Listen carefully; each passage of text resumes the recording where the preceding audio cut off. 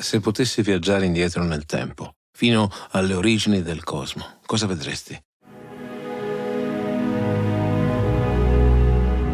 Non il vuoto, non il caos informe, ma giganteschi esseri che sono al tempo stesso montagne e fiumi, luce e memoria, creature in cui la natura stessa ha preso coscienza. Oceano che fluisce intorno al mondo come un serpente infinito, Iperione che irraggia luce primordiale, Crono che divora i propri figli nel disperato tentativo di fermare il cambiamento. I titani, le prime divinità, signori di un tempo senza tempo. Oggi scendiamo insieme nelle profondità del Tartaro per incontrare queste potenze primordiali e scoprire cosa rimane della loro eredità nel mondo che conosciamo. Grazie agli amici su TP che amano questo podcast, Giacomo e Sisifo Felice. Grazie anche a Denise, Dalila, Cobo e Wallman, ad Alessandro, Gioele, Mirko, Vanessa, Maria Chiara e Jimbo e infine ad Alessia, Raul e Chiara Miriam. Diventa anche tu parte di questa avventura, supporta questo podcast andando su TP usando il link in descrizione.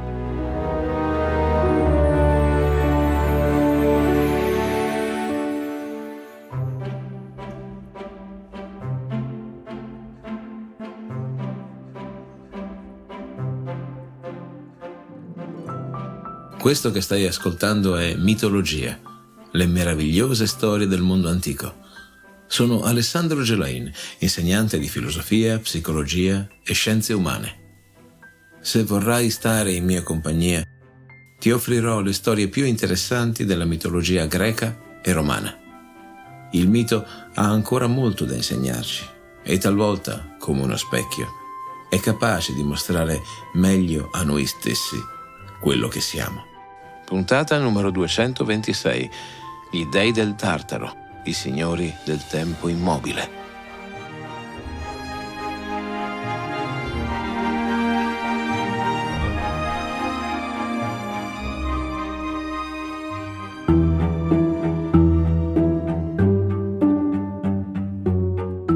Nell'immensità del cosmo primordiale, prima che gli dei dell'Olimpo si impossessassero delle redini del mondo, altre entità più antiche e forse più potenti dominavano l'universo nascente.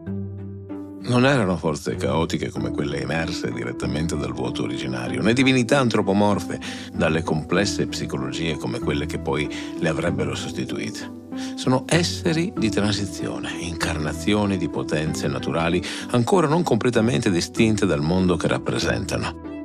Parlo dei Titani, figli di Urano e Gea, fratelli maggiori degli dei olimpici e protagonisti di un'epoca intera della storia cosmica.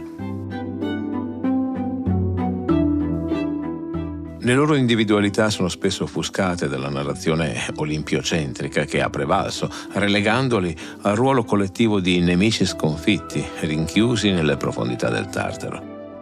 Nelle puntate precedenti abbiamo esplorato il luogo della loro prigionia, quell'abisso primordiale che s'apre sotto le radici stesse della terra. Oggi voglio portarti a conoscere meglio questi esseri straordinari, scoprire chi fossero realmente prima che la loro sconfitta li trasformasse in un simbolo di caos domato e violenza repressa. I Titani nascono dall'unione di Urano, il cielo, e Gea, la terra. Un'unione primordiale che rappresenta la prima separazione dall'indistinto caos originario. Esiodo, nella sua teogonia, ci tramanda i nomi dei 12 titani principali: 6 maschi, Oceano, Ceo, Crio, Iperione, Giapeto e Crono, e 6 femmine, Teia, Rea, Temi, Nemosine, Febe e Teti. I loro nomi non sono semplici etichette, nascondono significati cosmologici profondi. Oceano, il più antico, secondo alcune tradizioni, rappresenta il grande fiume che circonda il mondo intero, stabilendo un confine circolare attorno al disco terrestre. Il suo nome deriva dalla radice indoeuropea che indica velocità e movimento incessante. È l'acqua che scorre eternamente, abbracciando ogni cosa. Quando i poeti omerici parlano di oceano, Non pensano semplicemente ad un mare particolarmente vasto, concepiscono un'entità vivente, cosciente, una divinità fiume che fluisce ininterrottamente intorno ai confini del mondo conosciuto. Da oceano, ci ricorda Omero, hanno origine tutti gli dei. Un'affermazione che suggerisce una cosmogonia alternativa, forse più antica di quella esiodea, in cui l'acqua primordiale precede ogni altra cosa. Accanto a lui troviamo sua sorella e sposa, Teti, da non confondere con la Nereide madre di Achille. Questa Teti, titanide delle acque dolci e feconde, genera con Oceano le 3000 oceanine, ninfe dei fiumi, delle sorgenti e delle fonti, e i potamoi, i fiumi stessi che solcano la terra. La coppia rappresenta il principio umido che nutre e sostiene la vita, un principio che rimane operante nel mondo anche dopo la vittoria olimpica. Iperione, il cui nome significa colui che in alto cammina, è il titano della luce celeste. Con sua sorella Teia, la divina, genera gli astri principali: Elio, il sole, Selene, la luna, ed Eos, l'aurora. Non è lui stesso il sole, come spesso si confonde, ma la forza luminosa primordiale che rende possibile l'esistenza degli astri.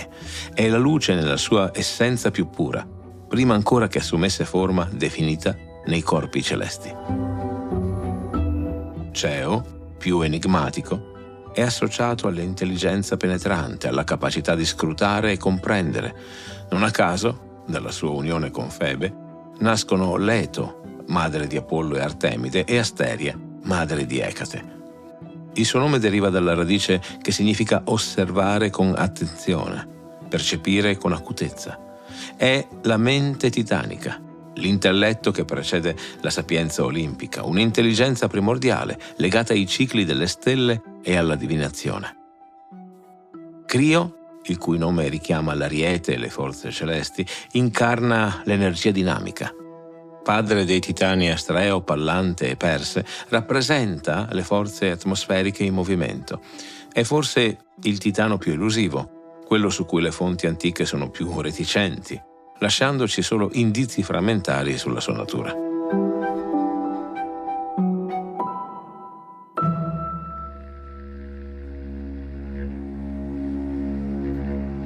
Giapeto, il cui nome significa il trafittore o colui che si slancia, è padre di una stirpe cruciale per il destino del cosmo e dell'umanità.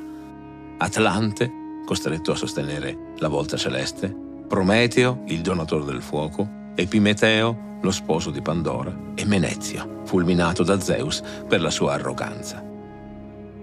Questa discendenza non è casuale. Da Giapeto proviene una linea di ribelli, innovatori, mediatori tra divino e umano.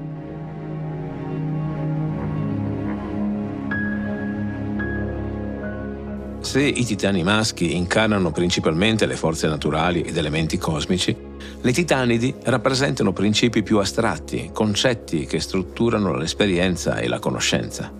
Mnemosine, il cui nome significa memoria, è forse la più affascinante tra loro. Non è semplicemente la personificazione del ricordo, è la memoria cosmica, la conservazione di tutto ciò che è stato. Nel suo grembo divino risiedono le tracce del passato, il ricordo delle origini, la conoscenza tramandata. Zeus si unirà a lei per 9 notti consecutive, generando le 9 muse, dee delle arti e delle scienze. Apollodoro ci racconta che Mnemosine fu la prima ad inventare l'uso della ragione, suggerendo che senza memoria non esisterebbe pensiero razionale. Il suo dominio è fondamentale per i poeti che nell'antica Grecia invocano le muse figlie di Mnemosine proprio per ricordare correttamente i miti e le gesta degli eroi.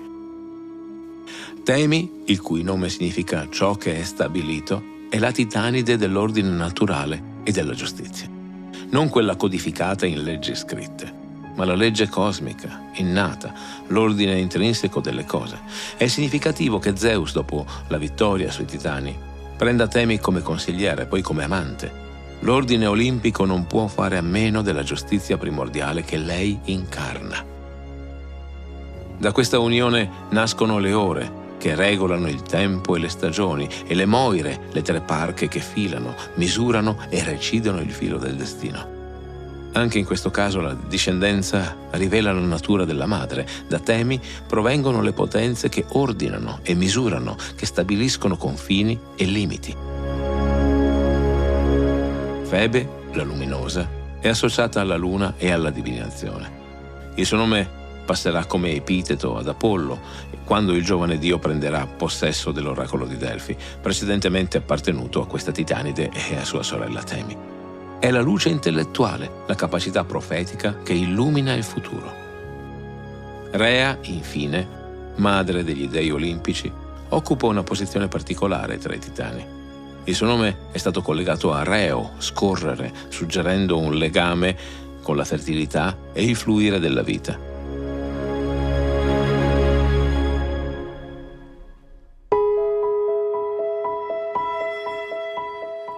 Altri studiosi la accostano a Hera, terra, sottolineando la sua natura di dea madre legata alla fecondità terrestre. Rea rappresenta un ponte tra le generazioni divine, titanide per nascita, madre di Zeus per scelta, mediatrice tra due ere cosmiche. Questa breve rassegna ci mostra qualcosa di fondamentale. I titani non sono semplicemente i cattivi del mito greco, forze brutali ed indifferenziate. Sono entità complesse, ciascuna con un dominio specifico, un ruolo cosmico essenziale. Nel mondo da loro governato non esiste ancora la netta separazione tra divinità e fenomeno naturale. Oceano non controlla le acque, è le acque stesse nella loro manifestazione divina. Iperione non comanda la luce, è la luce primordiale. L'universo titanico è un cosmo dove le forze naturali hanno coscienza di sé, dove gli elementi sono entità divine personificate. Per inquadrare correttamente questa era primordiale, dobbiamo immaginare un mondo profondamente diverso dal nostro. Sotto il regno di Crono, il più giovane dei titani, maschi e il loro sovrano, il tempo stesso scorre in modo diverso. Non è il tempo lineare e progressivo dell'esperienza umana, ma un tempo ciclico, ripetitivo, quasi immobile. Esiodo, nelle opere e i giorni, descrive questa era come l'età dell'oro, quando la stirpe aurea di uomini mortali viveva in perfetta armonia, privi di affanni, senza fatica e miseria, né la triste vecchiaia incombeva su di loro, ma sempre uguali nei piedi e nelle mani, godevano in festini, immuni da tutti i mali. Non esisteva il lavoro inteso come fatica, poiché la terra produceva spontaneamente in abbondanza. Non esisteva la malattia, né la vecchiaia nel senso debilitante. La morte stessa, quando giungeva, era simile al sonno. Vista dalla prospettiva umana, a tutta prima quest'età può sembrare paradisiaca. Dalla prospettiva cosmica rappresenta uno stadio di sviluppo ancora incompleto. È un universo statico, senza evoluzione, senza storia. Gli uomini dell'età dell'oro non creano civiltà, non sviluppano arti o scienze, vivono in un eterno presente. Manca loro qualcosa di essenziale, quella scintilla in grado di accendere il fuoco della civiltà umana. Il regno titanico mantiene un equilibrio perfetto, ma sterile. Le forze elementari rimangono in armonia perché non c'è tensione creativa, non c'è spinta al cambiamento. Ed è Crono, il titano della mente tortuosa, a governare questo regno senza tempo, quasi congelandolo in una perpetua ripetizione. Questa staticità si riflette anche nella geografia cosmica dell'era titanica. Se nell'universo olimpico esisterà una netta separazione tra cielo, terra e oltretomba, con confini ben definiti tra domini divini, durante il regno dei titani queste distinzioni sono più sfumate. Oceano circonda il mondo, ma è anche parte di esso. Iperione abita tanto il cielo quanto la terra. Non esistono ancora regni esclusivi, territori riservati a singole divinità. I titani governano un cosmo integrato dove le divisioni sono minime. Solo l'atto violento di Crono, che evira il padre Urano, separando definitivamente il cielo dalla terra, crea la prima vera discontinuità cosmica, aprendo la strada alle future partizioni. In questo universo unificato, i titani non hanno templi grandiosi o città sacre come gli olimpici. Il loro culto, quando esiste, si svolge in luoghi naturali, grotte, boschi, cime montane, sorgenti. Non hanno bisogno di statue o edifici per manifestare la loro presenza, poiché sono immediatamente percepibili nei fenomeni naturali che incarnano. La loro venerazione riflette più un riverente timore verso le potenze cosmiche che l'intimità devozionale che caratterizza il rapporto con gli dei olimpici. Una testimonianza indiretta dell'importanza dei titani nella religiosità greca è la persistenza del loro sangue nelle generazioni divine successive. Crono e Rea generano l'intera prima generazione olimpica: Estia, Demetra, Era, Ade, Poseidone e Zeus. Questo lignaggio titanico non è mai rinnegato, nemmeno dai vincitori della titanomachia. Zeus si presenta orgogliosamente come figlio di Crono, Poseidone come Cronide dalla chioma blu, Era come figlia di Crono dal trono d'oro. L'ascendenza titanica rimane un marchio di nobiltà divina, un segno di appartenenza alle stirpi originarie. Ciò suggerisce che, nonostante la narrazione ufficiale che relega i titani al ruolo di nemici sconfitti, la cultura greca mantiene una consapevolezza profonda del loro valore fondativo. Ma la discendenza titanica non si limita agli olimpici. Particolarmente significativa è la progenie di Giapeto, che attraverso i suoi figli crea un ponte essenziale tra la dimensione divina e quella umana. Prometeo, il più celebre tra i figli di Giapeto, diverrà il creatore e il benefattore dell'umanità. Il suo nome significa colui che pensa prima, che prevede, contrapposto al fratello Epimeteo, colui che comprende dopo, che riflette quando ormai è troppo tardi. Questa coppia incarna le due facce dell'intelligenza, la previdenza e il senno di poi, la progettualità e la comprensione retrospettiva. Atlante, condannato a sostenere la volta celeste, rappresenta la separazione necessaria tra cielo e terra, il pilastro cosmico che garantisce lo spazio vitale per gli esseri viventi. Il suo nome suggerisce l'idea di sopportazione, di resistenza sotto un peso enorme. Le sue figlie popolano il cielo notturno. Le Pleiadi, le 7 sorelle trasformate in costellazione, le Iadi, le ninfe della pioggia, Calipso, la ninfa che tratterrà Odisseo nella sua isola remota. Un'altra sua figlia, Maia, unendosi a Zeus, genera Hermes, creando un'ulteriore connessione tra stirpi divine. Questa complessa rete genealogica ci mostra come l'influenza titanica permei tutto il pantheon greco e attraverso di esso il mondo naturale. Le potenze primordiali, seppur detronizzate, continuano ad operare attraverso la loro discendenza, garantendo continuità tra le diverse ere cosmiche. Potremmo dire che se gli olimpici rappresentano la coscienza del mondo, i titani ne sono la struttura profonda, il sostrato su cui tutto si appoggia. Per comprendere meglio il passaggio dall'era titanica a quella olimpica, dobbiamo esaminare la natura del potere che Crono esercita sul cosmo. A differenza di Zeus, che governerà attraverso la giustizia, rappresentata non a caso dalla titanide Temi al suo fianco, la Metis, l'intelligenza strategica, e la diplomazia cosmica, Crono regna mantenendo immutato lo status quo.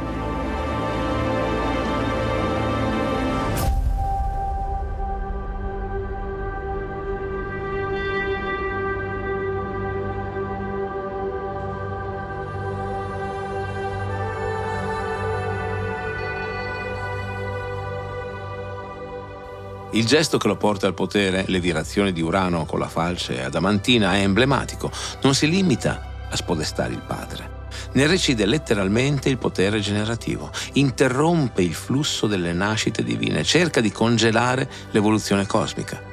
Quando poi inizia a divorare i propri figli appena nati, ripete lo stesso schema. Impedisce il cambiamento. Blocca l'emergere di una nuova generazione. Questa resistenza al divenire è la caratteristica principale del governo titanico. È un potere conservatore nel senso più profondo. Conserva l'ordine esistente, resistendo ad ogni trasformazione. Un altro aspetto affascinante riguarda le titanidi. A differenza dei loro fratelli, non vengono imprigionate nel Tartaro dopo la sconfitta.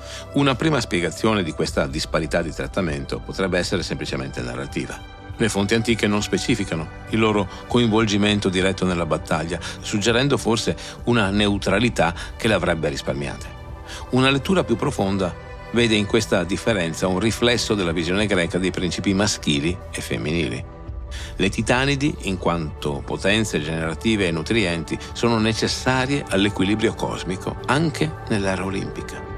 La memoria, Mnemosine, la giustizia, Temi, la fertilità, Rea, non possono essere confinate nelle profondità della terra. Sono fondamenti imprescindibili dell'esistenza. Le titanidi rappresentano anche il principio di continuità attraverso il cambiamento. Mentre i loro fratelli incarnano un potere che resiste alla trasformazione, esse fluiscono tra le generazioni divine, generando nuova vita, nuovi dei, nuove potenze. Non a caso Rea, la madre degli Olimpici, è la figura chiave che permette la transizione tra le ere. Ingannando Crono e salvando Zeus, consente che il ciclo cosmico prosegua.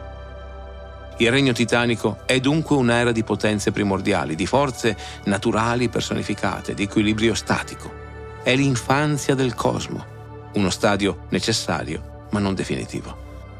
Come nell'esistenza umana l'infanzia cede il passo all'adolescenza e poi alla maturità, così nell'evoluzione cosmica l'era titanica deve lasciare spazio a forme più complesse e differenziate di ordine divino.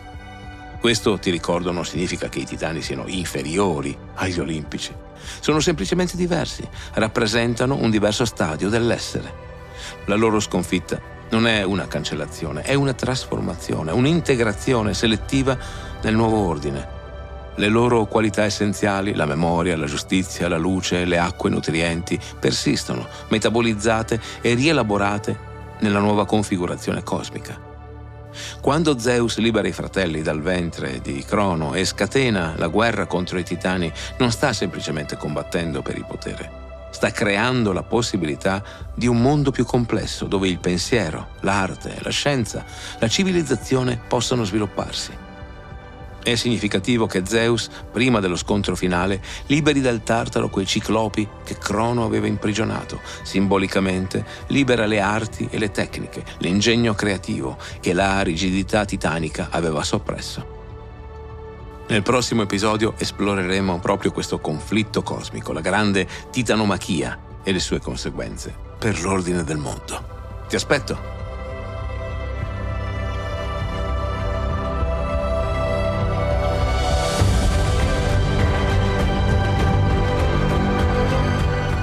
Fatti sentire, la tua voce è fondamentale per questo viaggio. Lascia un like e condividi nei commenti le tue riflessioni. Ogni tuo pensiero arricchisce la nostra comunità. Ti è piaciuto questo episodio? Condividilo a chi potrebbe apprezzarlo. È il gesto più sincero per far crescere insieme questo progetto. Iscriviti per non perdere le prossime storie che ho preparato per te.